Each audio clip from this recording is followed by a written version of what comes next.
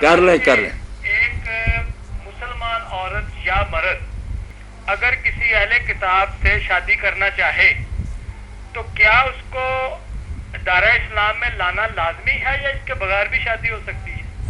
مسلمان عورت کے لیے تو ذرا برابر گنجائش نہیں نا کہ وہ کسی دوسرے سے نکاح کرے، اہل کتاب ہو یا غیر اہل کتاب، کسی غیر مسلم سے نکاح نہیں عورت نہیں کر سکتی۔ مرد کو یہ چھٹی دی گئی ہے کہ اگر وہ بالکل ہی برباد ہوتا جا رہا ہے، کوئی ایسی مجبوری اور لاچاری ہے تو جو دین سے بالکل دور امتیں ان سے تو نہیں کر سکتا۔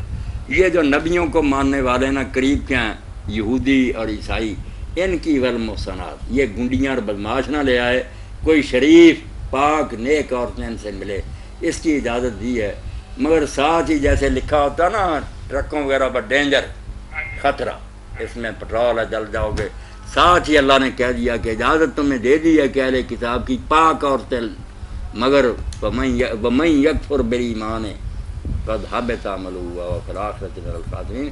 سن لو، آگ میں چھلانگ لگا رہے ہو، اگر اس کی محبت میں ایمان چھوڑ بیٹھے کافر ہو گئے، یہ صرف شہوت کا قصہ نہیں، ایک دوسرے کو عقیدے متصل کرتے ہیں تو تمہارے عمل ضائع ہو گئے، تم ہمیشہ کے لیے برباد ہو کر ہے۔